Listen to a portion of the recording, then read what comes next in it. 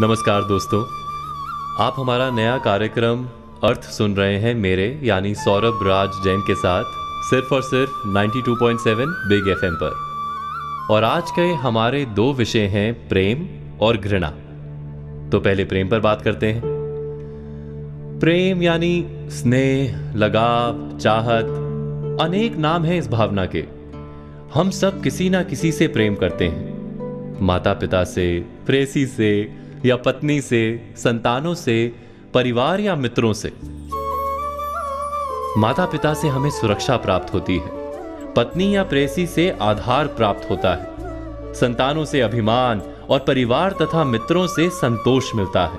अर्थात जीवन में सारे सुखों का अनुभव हमें प्रेम से ही प्राप्त होता है। और फिर भी वही प्रेम का संबंध सदा दुख का कारण बन जाता है। ऐसा क्यों होता है? प्रेम का स्वाद भी कभी मीठा तो कभी कड़वा क्यों लगता है? क्या हम वास्तव में प्रेम को समझ ही नहीं पाते? विचार करेंगे एक छोटे से अंतराल के बाद। आप सुनते रहिए अर्थ मेरे यानी सौरभ राज जैन के साथ सिर्फ और सिर्फ 92.7 बिग एफएम पर। 92.7 बिग एफएम पर आप सुन रहे हैं अर्थ मेरे यानी सौरभ राज जैन के साथ। हमारा ये शो आपको जीवन का मर्म समझाता है, आपको जीवन के बारे में सोचने के लिए मजबूर कर देता है। और आज का हमारा विषय है हम सबका सबसे चहेता प्रेम। हम समझने का प्रयास कर रहे थे कि वास्तव में प्रेम क्या है। इसे समझने के लिए हमें स्मरण करना होगा प्रेम या चाहत के अनुभव का। क्या विचार चलते हैं हमारे मन में जब हम किसी से प्रेम करते हैं? जब गहरे प्रेम का अनुभव होता है तो हम सोचते हैं कि उस व्यक्ति को हम सारा सुख दे दें, सब कुछ दें जो हमारे पास है। बदले में हमें किसी वस्तु की इच्छा नहीं होती। क्या यह सत्य नहीं? जब हम किसी को चाहते हैं तब हम उससे कुछ नहीं चाहते। प्रेम वास्तव में उस संबंध को कहा जाता है जिस संबंध से हमें कोई आशा, कोई चाह, कोई मांग ना हो। जैसे ही कोई मांग मन में प्रवेश करती है वैसे ही प्रेम हृदय से विलुप्त हो जाता है, चला जाता है। जैसे रोग के कारण जीभ मैली हो जाती है और मीठा फल कड़वा लगता है। आशा, इच्छा, चाह या मांग, इन सब के कारण मन को मैला कर देते हैं और मीठा प्रतीत होने वाला प्रेम भी कड़वा बन जाता है। अर्थात प्रेम उस संबंध का नाम है जिसमें कोई मांग नहीं। विचार कीजिए। हम तुरंत ही लौटेंगे 92.7 बिग एफएम पर आपके इस चहीते शो में जिसका नाम है अर्थ मेरे यानी सौरभ राज जैन के साथ। 92.7 बिग एफएम पर आप हैं मेरे यानी सौरभ राज जैन के साथ आपके इस नए कार्यक्रम में जिसका नाम है अर्थ। हमने बात की प्रेम की, अब हम बात करेंगे घृणा की।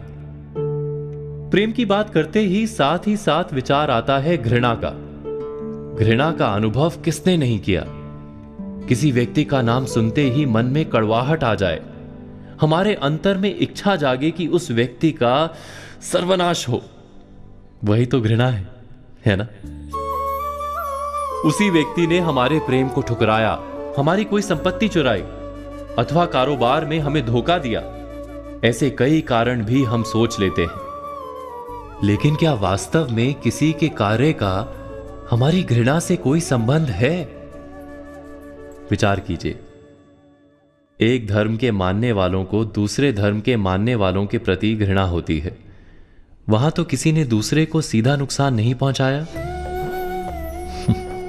इस विषय पर आगे बात करेंगे इस छोटे से अंतराल के बाद। आप सुनते रहिए अर्थ मेरे यानी सौरभ राज जैन के साथ सिर्फ और सिर्फ 92.7 बिग एफएम पर।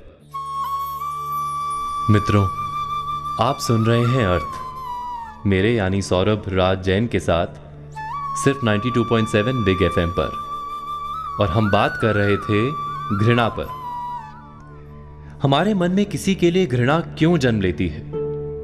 क्या इसका संबंध किसी के कार्य से है या सिर्फ हमारे मन से है?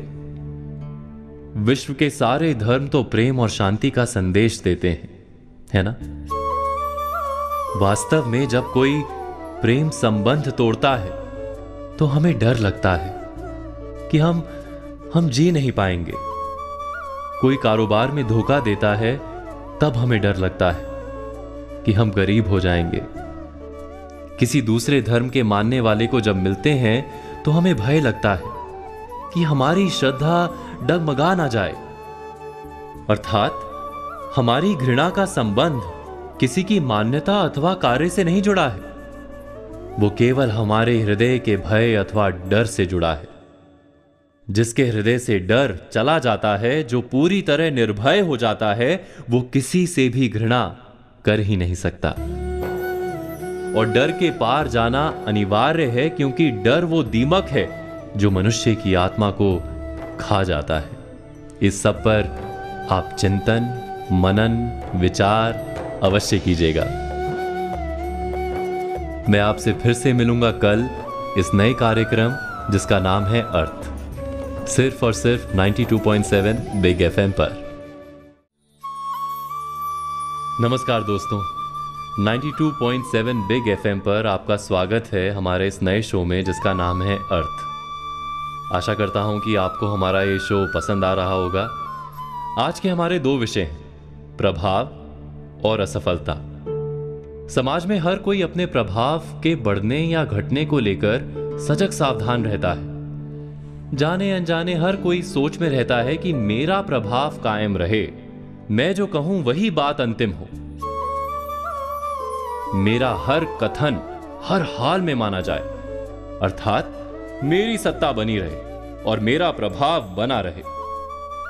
ऐसी सोच हर एक में पाई जाती है। जाने अनजाने आप भी इस सोच का शिकार होंगे। आखिर ये प्रभाव है क्या? प्रभावशाली होने की सोच क्या होती है? इसका परिणाम क्या होता है? इस पर हम विचार करेंगे एक ब्रेक के बाद। दोस्तों, आपका स्वागत है हमारे नए कार्यक्रम अर्थ में, और आज हम बात कर रहे हैं प्रभाव पर। जिस स्थल से हम अपने प्रभाव की फिक्र करने लगते हैं, वहीं से हम अपनी बातों को लेकर अकड़ और अड़ियलपन के शिकार हो जाते हैं। हमें ज्ञात भी नहीं होता और हम प्रभाव के भाव से ग्रस्त हो जाते हैं। फिर जो भी हमारी बात नहीं मानता या हमसे तर्क वितर्क करता है, हम उसके सरल तर्कों को भी अपनी सत्ता के लिए चुनौती के रूप में देखने लगते हैं। वो हमें शत्रु की तरह दिखाई देने लगता है और हम उसे पूरी तरह मिटा देने पर उतर जाते हैं।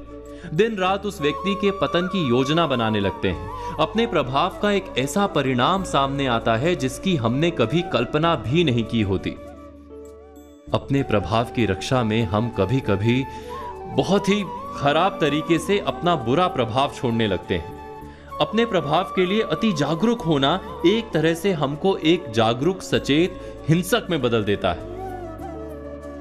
किसी भी तर्क को हम अपनी प्रतिष्ठा से जोड़ने लगते हैं, प्रभाव को प्रतिष्ठा बना लेते हैं और सामने वाले के प्रभाव को कम करने के लिए उसकी प्रतिष्ठा से खिलवाड़ करने लगते हैं। हम कोशिश करें तो इस प्रभाव और प्रतिष्ठा के खेल से आसानी से बच सकते हैं। बस केवल सामने वाले के प्रभाव को अपना शत्रु ना माने, उसे तर्क करने दें। तर्क करने वाले लोग अक्सर सही रास्ते पर होते हैं।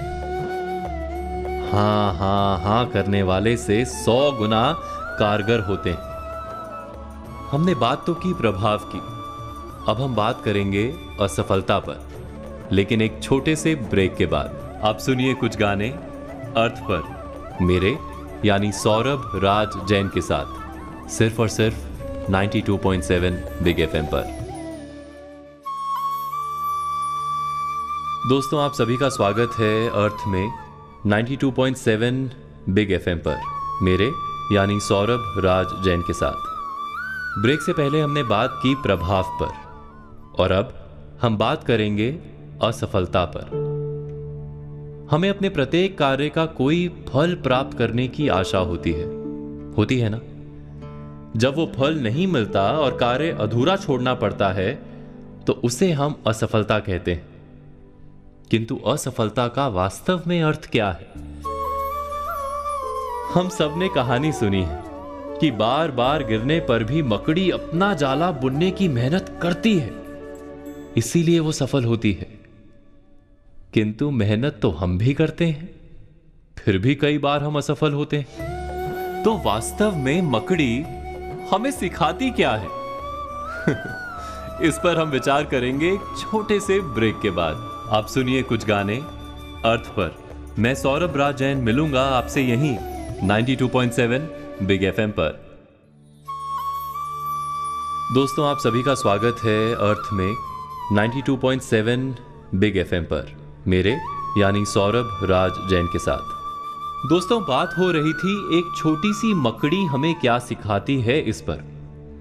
जरा विचार कीजिए, मकड़ी जब जाला बुनना आरंभ करती है तो क्या वो अपने लिए कोई समय मर्यादा बांधती है?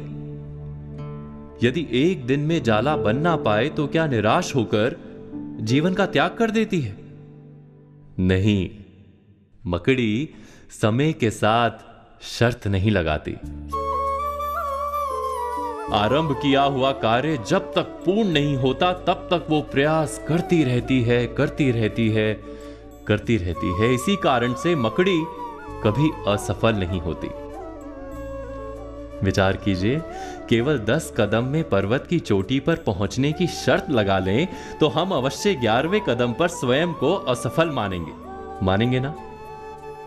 किंतु हम केवल चलते रहने का निर्णय करें तो पर्वत की चोटी पर देर अबेर अवश्य पहुंच जाएंगे। पर्वत लांघने में सफलता तो अंतिम कदम पर ही मिलती है, उससे पहले के प्रत्येक कदम असफल ही होते हैं। जीवन तो वास्तव में ध्येय की ओर चलने का नाम है। कार्य करते रहने की धीरज जिसमें होती है उसे कार्य से लाभ अवश्य मिलता है। अर्थात हृदय में धीरज का ना होना ही असफलता है, और कोई असफलता नहीं है जीवन में। आशा करता हूं कि हमारा ये विषय आपके जीवन में कुछ अर्थ भरेगा। कल हम बात करेंगे भय और लालसा पर रात 10 बजे, तो सुनना मत भूलिएगा अर्थ, मेरे यानी सौरभ राज जैन के साथ, सिर्फ और सिर्फ 92.7 बिग एफएम पर।